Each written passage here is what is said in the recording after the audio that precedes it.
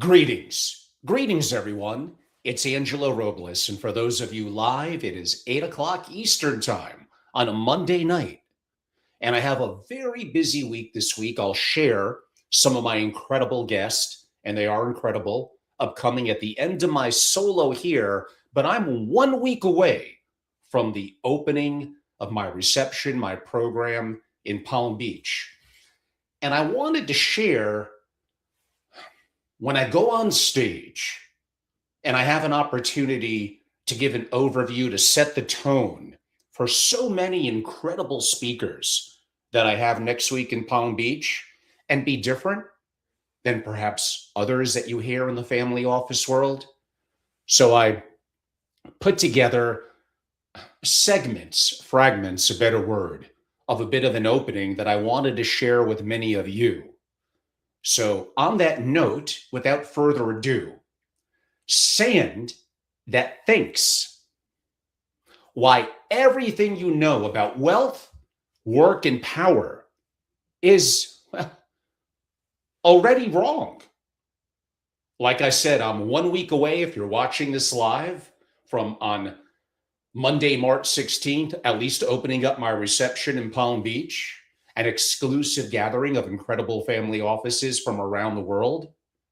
And like I said, I wanted to share a bit of a glimpse inside, not a polished recap that is coming. However, I wanted to share some of the actual thinking that goes into what I'm looking to open with from the stage. And then, like I said, segue into multiple days, not only of fun and cigars, of course, but incredible programming. This part of it I like to call, as I opened with, the sand that thinks. 4.5 billion years ago. What? That's how long it took the universe to make what I'm going to be talking about tonight and show and tell in Palm Beach. Really think about it. Sand, oil. Okay, that one you could challenge me a little bit on. Might have taken a little longer after that was created. Metals, sunshine. That's the raw ingredients for everything. Forged from dying stars, shaped by a universe with infinite patience and really no agenda. Out of all of it, nature produced one remarkable thing, a species that looked at sand and asked, well, what could this be? We purified it, etched circuits in it, stacked it into chips, and then, not in geological time, not in centuries, but our lifetime, that sand, well, kind of looked back at us. We made sand think about it. We made sand that thinks. For 4.5 billion years, intelligence had one substrate, one home. It's different. Now it feels like it has two. But this actually gets stranger.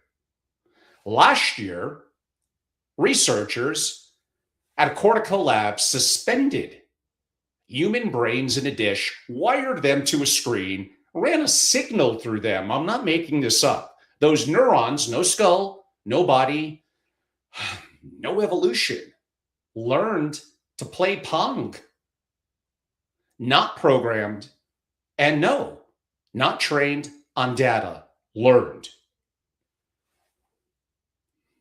Intelligence isn't just escaping silicon, it's kind of escaping biology entirely. I could almost state the substrate doesn't matter anymore.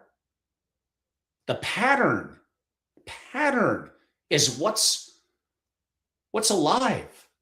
It's not a tech story, it's a civilizational story. And almost nobody is running, to me, the thread, certainly not in the family office community. They're not running it out far enough. So what I kind of call the wrong question. Every year, some of you go to family office events. Every year at events, the conversation like almost feels to me that it starts the same way. What are the top funds doing? Where is smart money flowing? What's the consensus? What's lender versus IRS and variations of structures that we could create this year?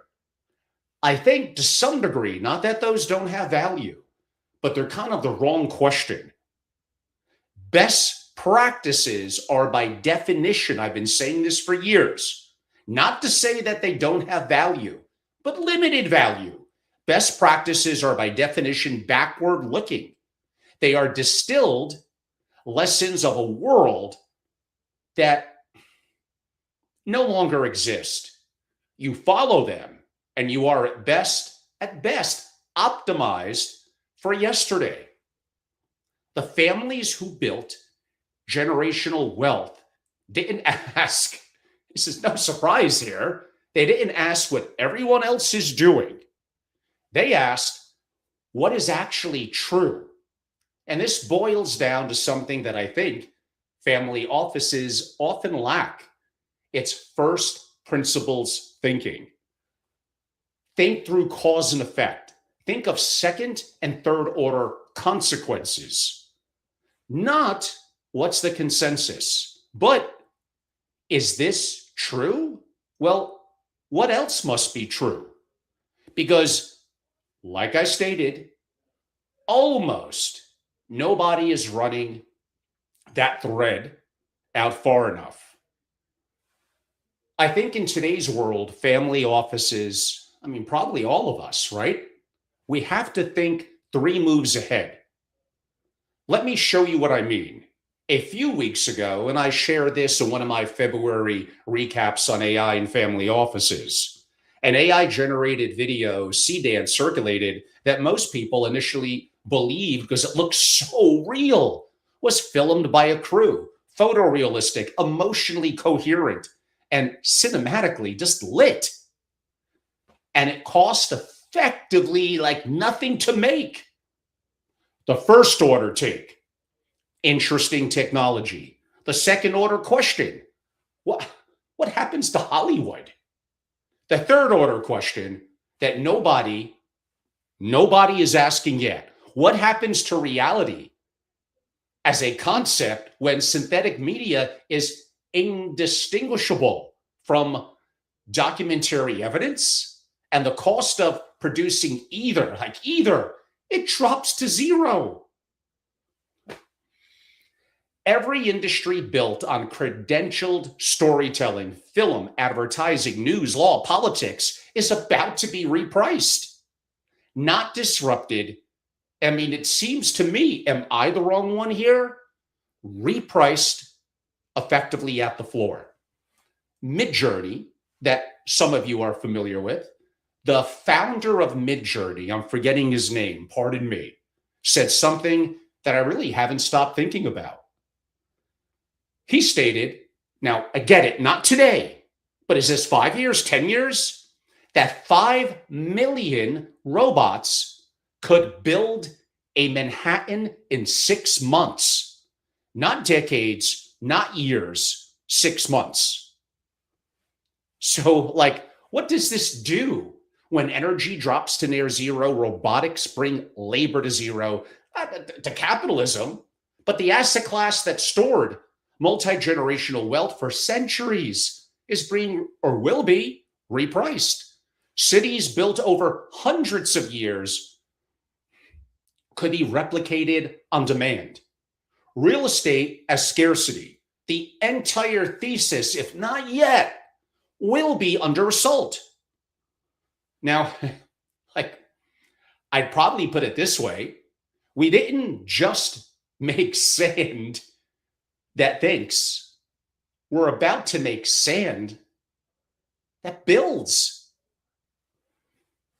Now, I'm going to go off on some tangents. You're getting just little clips of our overall thoughts and deep dives that we're going to be doing next week. Every job, both parties, no exceptions. Balaji Servanson, I always mess up his name. He's very smart. The crypto bros, you would know them, said something on a recent podcast that cuts deeper than anything or near anything I've heard this year. He's so good with words. AI takes white collar jobs. Robotics, his words, takes blue jobs, or if you want to say AI takes red jobs, think deeper into that, and robotics takes blue jobs. Every job, both parties, no exceptions. And oh, by the way, while both parties are figuring out their answer, New York State is seriously considering legislation to restrict AI LLM use across entire professional categories, lobbied for by professional guilds whose jobs that AI is effectively replacing. Think about what this actually means. Think deeper than just on the surface. The most deflationary technology, keywords there, the most deflationary technology in human history. The one that could give a single mother in New York access to the same legal, medical, and financial intelligence as a billionaire. And the response, of course, from Albany, my original home state, is to protect the incumbents who charge, maybe $800 an hour for it. Now, knowledge, of course, is power, and AI democratizes knowledge. And the people who built their careers gatekeeping that knowledge are now gatekeeping, what a surprise, that gate. This is regulatory capture in real time. Will it fail? You know who else tried to stop technology from replacing their jobs? I heard this one on a podcast. I'm going to assume it's true. Sorry for not having the credit to the podcast. I listened to a fair amount. The knocker-uppers, Victorian England, men and women paid to walk the streets at dawn, tapping on bedroom windows with long sticks to wake people up for work. When the alarm clock arrived, well, they lobbied for their survival too. Now, sure, we could laugh at it now. Actually, supposedly the last knocker-upper in England was as late as the 1970s. I don't get it. That's what I heard. We laugh at it now. In 20 years, we're going to laugh at this that I'm bringing to the table, that so much is changing. The only question that has ever really mattered for every civilizational inflection point is not whether the technology wins. In time, technology always wins. It's whether you adapted before or after it was too late. Now, we may be going into some sensitive subjects. That doesn't stop me. Not here to be politically correct, not here to host a forum. That's the same things you hear about in the family office world all the time. And some of them I love as well. But I don't have anything new to bring, no incredible speakers, no peers doing the amazing. What I want is that, and bringing that into my program. So I'm going to call this the geography of AI. Let me tell you what I'm opening with in Palm Beach that will make some people in the room, as I noted, uncomfortable. Everyone, and again, we cover geopolitics. Everyone is asking why America went back into the Middle East. Well, yes, I believe the answer is oil, but it needs a bit of a twist. It's effectively the race for energy and AI. And China cannot win without energy. Venezuela was a bit of a blow. We'll see what happens with Greenland and some of the things there. But this is huge. The Gulf holds 48% of the world's proven oil reserves. AI runs and needs a lot of energy, massive industrial scale, uninterrupted energy. China's path to AI supremacy, which basically means world supremacy, runs directly through Middle Eastern oil. Now, this gets a little deeper. Saudi Arabia committed what, 600 billion into the US economy and VCs and AI infrastructure. UAE committed hundreds of billions. And I think the total, when you add everything up, trillions of dollars in Gulf sovereign capital now sits inside often American VC AI organizations. The entire US AI ecosystem is partially capitalized by desert money.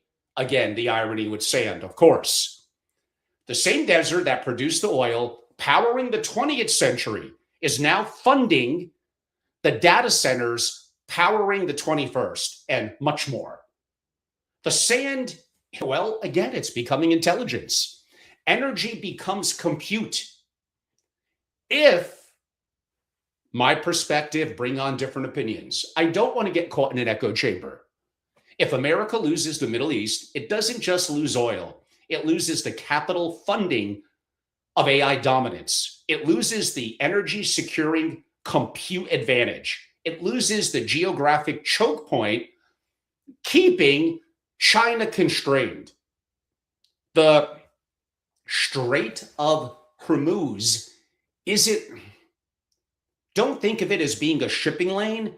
How about this? It's the most important circuit board on the planet. Make no bones about it. The US and China are for sure in a Cold War. Trump is taking some very aggressive stances. Your decision, whether right or wrong, whether he's able to pull it off in relatively the time frame heading into the midterms, incredibly debatable. And all things we're going to love to talk about with varying opinions next week. Geopolitics and AI are not two sides or not two stories. Actually, there's simply one story. And it's the story that effectively explains everything happening in the world right now. Every market move, every political crisis, every capital fight, every war. Think back to wars in history. Are they over, well, gold, oil, energy? Oh, there's other factors. I do understand. We could talk about a country's debt, a rising young men in the country, age of the young men in the country, a variety of different factors. But at the end of the day, economics always play into it. Now, this explains why Dubai got hit by Iranian drones. It explains why a lone hacker with a chatbot subscription brought down a sovereign government's infrastructure. It explains why California is trying to confiscate billionaire wealth before they can move it out. It explains why Hollywood is in a free fall, and nobody on Wilshire Boulevard will say it out loud.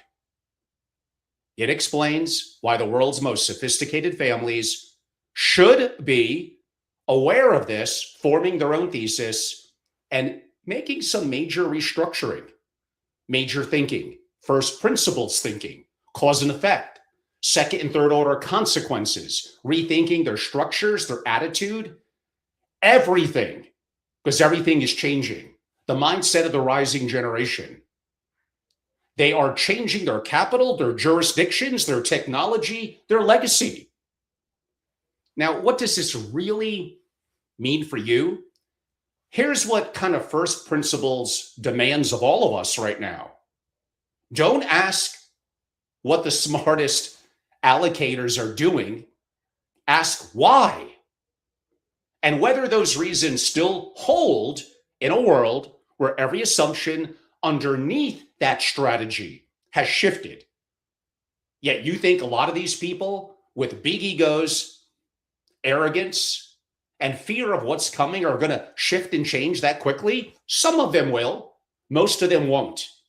The best practices of 2019 were built for a world where intelligence was scarce. Labor was the cost of production, and geography was the moat.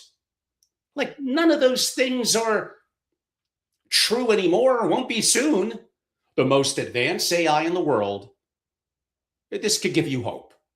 The most advanced AI in the world is only what? Since it got into our hands with ChatGPT 3 years ago, it's only 3 years. You can catch up. How much time are you willing to invest? I did hundreds of hours. to close that gap. Because the families who do will have an edge that compounds, and you're underestimating that. The ones who don't, they'll be steamrolled, or maybe only a little better managed by the ones that did. These are, and you got a brief snippet of what I have to craft into probably a 40-minute open with a lot more storytelling. What we're going to be talking about in Palm Beach: geopolitics, macroeconomics, investing, and underlying that, whether you like it or not, is AI. 50 plus families, 4 days, no filters, and no best practices theater. Just what is actually true. And what does that mean? And here's the key part. What does that mean 3 moves from now? I am not saying I have all the answers. I'm usually, may surprise some of you, I'm not the smartest guy in the room. I do tend to question things. I'm curious, and I try to break things down, maybe because I'm not a hyper high IQ, into first principles thinking and what I mentioned with cause and effect and second and third order consequences. It took me a long time to learn this. It doesn't always produce the results I want. When I'm playing poker, I think I'm pretty good. I don't win all the time. Other players are good too. There's luck and other factors that play into it. But did I read Andy Duke's great book, did I make the right decision in that moment? And do conditions change where I need to adapt? Of course. Again, I don't have all the answers. Me coming together, I'll be there a week, but over 4 days with incredibly successful, smart families and some of the leading thought leaders in the world. Many of you saw my interview with Dr. Alexander Wisnergross. He will be there over multiple days and on stage. Michael Sikorsky, an incredible entrepreneur and really, really good implementing AI. And so many others, including the CEO of one of the largest brand name, all guard, multi-deca-billionaire families in the world, sharing everything, what he's doing with cash, how he got the position, how he manages the family, and how he's integrated AI, including sovereign AI. And he attended and met me for the first time last year in Palm Beach, where I was talking a lot about this. And he's one of the few, probably one of the 3 to 5% that actually did something with it. If I'm creating apps, if I'm doing drone swarms, if I'm doing AI agent swarms, if I could, you could. And accelerate that knowledge. Accelerate it. Now, my members get access to my proprietary content and my in-person immersive masterclasses with the world's greatest instructors. Not me. I'm a regular person who's using it and has had some success. But people who could articulate it into real life in family governance, structures, investing, everything. It is, the CEO of Google, going to be as big as fired electricity. It's going to be horizontal in everything. Whether you and I like it or not, it's a completely different story. So I threw a lot of different things at you there. And they were a little bit mismatched because I didn't have the time or the context to dive in. I mean, come on, it's like 8:30 now. I need to relax, have dinner, a nice drink, and enjoy my today a late night cigar. But in Palm Beach, we will have the time. And the right people are going to be in that room. And I promise it's not an echo chamber. There are people that are darn smart that probably disagree with everything that I said here. They may broadly agree with me directionally on AI, but they think my timelines may be way too soon. And we're going to have that argument. Effectively, our corporations, institutions, and governments, like we're seeing with New York, effectively going to kind of get in the way. And I get it. Look at Jack Dorsey's block and letting go of 40% of the employees. Look at the jobs numbers are going to get worse and worse. White collar people are going to be, at least initially, to a degree, the most impacted. Effectively, we all are.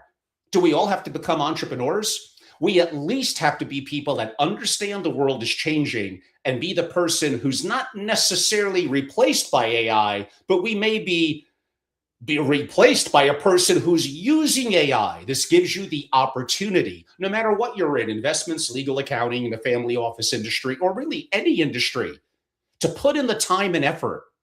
I get it. Our ego, ignorance, and fear, we're humans. It gets in the way of us all the time. Again, I've been pounding this drum a long time. I see them more right now than ever, and especially after February. Where do I start? Watch my recap that I did on that. Listen to my interview with Dr. Alexandra Wisner-Gross. And hopefully, if you're a family office and a member, be a part of what I'm doing in Palm Beach. Again, I know we do talk about things, geopolitics, that others in the family office world don't touch. I saw the agenda for other family office programs that have happened relatively recently and happening somewhat during the same time. Friends of mine, some parts of it are really cool. But on AI, they're so far behind. And they're not playing catch up at all. And on geopolitics, they keep their mouths shut. They don't think for themselves, form an opinion from that to articulate, and iron sharpens iron. I want the opposite perspective. I want people that have a totally different perspective so I can learn. I'm not looking to win an argument. I'm looking to have better information to make a proper decision to help secure my future, my family's future, and those that believe in my vision and pay to be a member and want unique proprietary content that adds value to them. I'm not looking to be right. I'm looking to win. Some comments. Okay, probably a little bit above my pay grade there. Yeah, there's effectively some people broadly agreeing and some disagreeing. I'm surprised that more people are not bringing up the angle that I'm bringing up relative to Iran, the Middle East, Trump, and all that. Like, sure, is it ideology differences? Is it other factors? Of course, they play into it. The big one at the end of the day, it's about money. It's oil. It's oil and energy, and AI is going to be dominant. Getting to real AGI and ASI, and then just dominating energy, manufacturing, bioweaponry, everything is going to change. And it's going to happen in a relatively short amount of time. According to Alexandra Wisner-Gross, a really short amount of time. I just think that governments and institutions, corporations are going to make that harder. But what did I say earlier? Inevitably, over time, the tech always wins. We can make it here in the family office community. There is opportunity for you. I don't know about 15 or 20 years, but I know that right now is a time for you to enhance your skill set.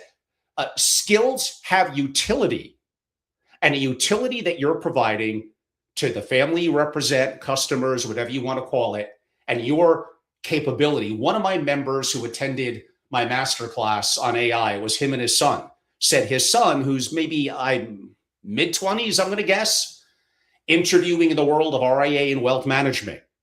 And the fact, and no, not just attending my masterclass, but diving into AI when not really learning much about it in college, so relatively recent, in the last 6 to 8, 12 months at most for him, it's given a huge edge and tremendous opportunities in industries where employment's going down. I think this is obvious. Yeah, I may yell and scream a little bit about it. I hope you think that I come with a level of intellectual rigor, some level of thesis behind it, and I'm right about this. I'm just right about it. This is the opportunity for any of you, but especially if you're in the family office community, my wheelhouse.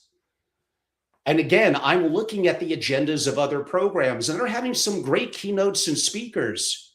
Just where's the deeper dive into these issues happening now?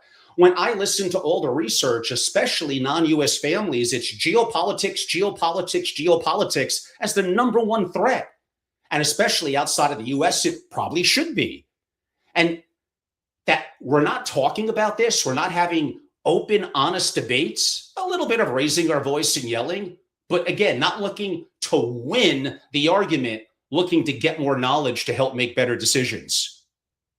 So this absolutely all ties together.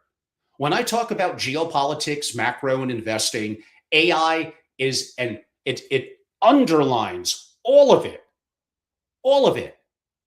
And everything is changing so quickly. Well, on that note, next week, unless I do a couple of quick lives from Palm Beach, from my cell phone at the venue, we'll see.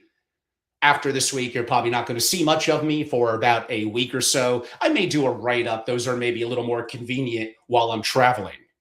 What's ahead this week? Wednesday of this week at 4 o'clock Eastern, I have the return of Dr. Craig Kaplan. He's one of the very few people that I know who's been an AI scientist since the 80s. Not only is articulate, but explains things so wonderfully. And, oh, by the way, a retired hedge fund manager too. So he combines being an AI scientist, fluidity on all the models, understanding everything about them. And we could also go hard on investing, especially in public companies. So that's a unique combo for about an hour and a half this Wednesday live at 4 o'clock.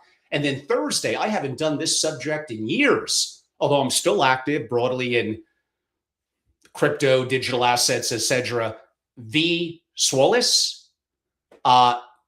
World of Women, the work that she's doing in tokenization, in NFTs. You haven't heard me mention that in a long time.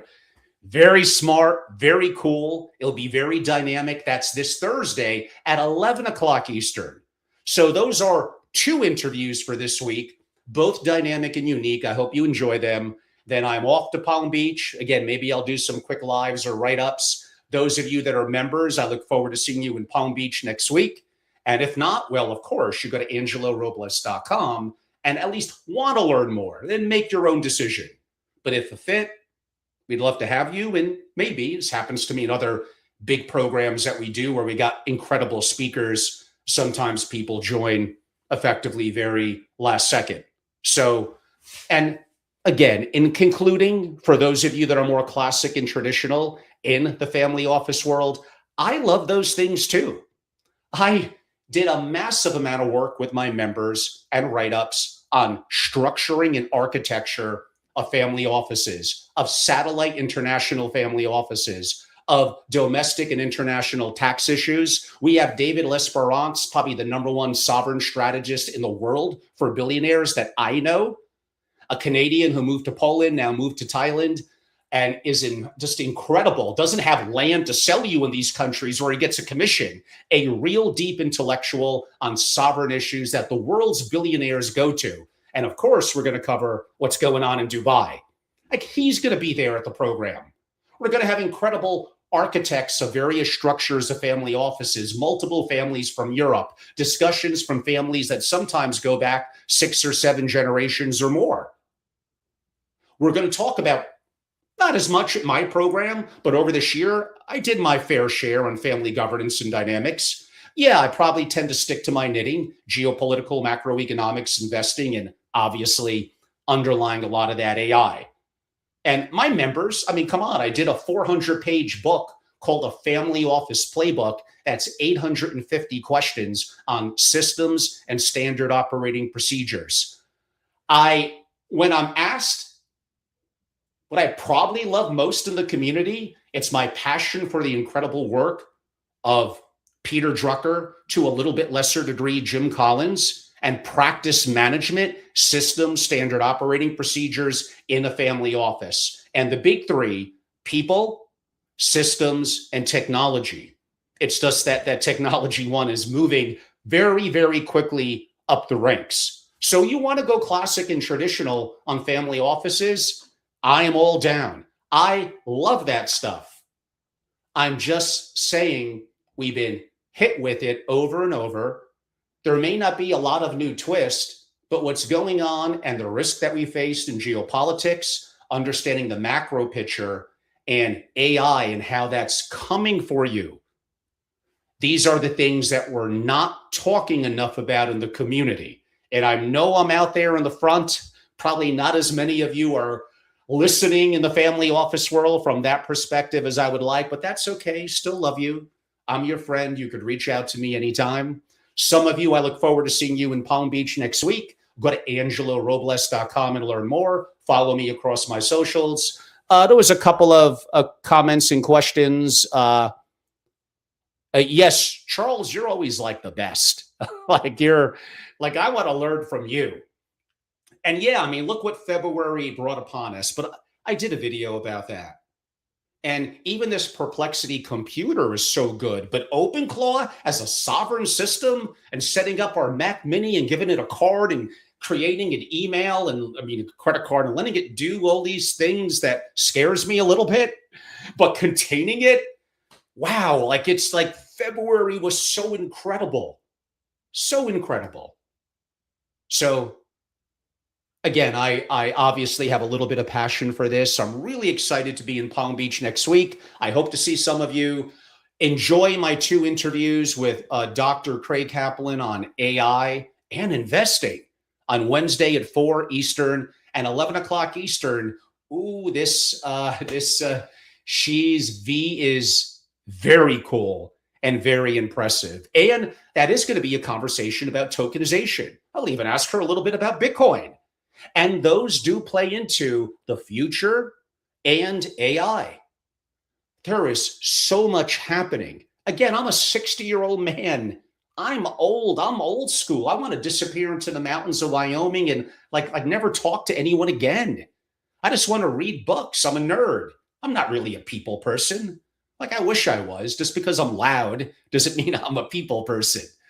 But I can't ignore this that's happening.